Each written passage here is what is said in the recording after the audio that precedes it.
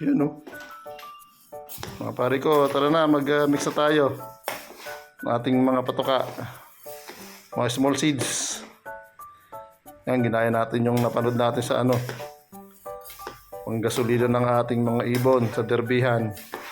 Kailangan ng mga ibon natin to. So, nabili na nga tayo.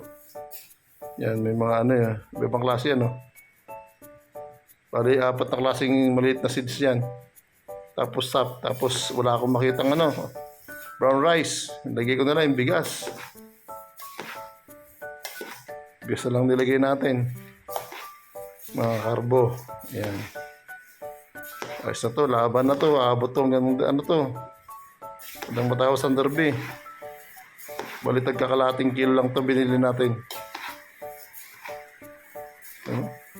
Sarap. Tuntua din mga alaga natin nito.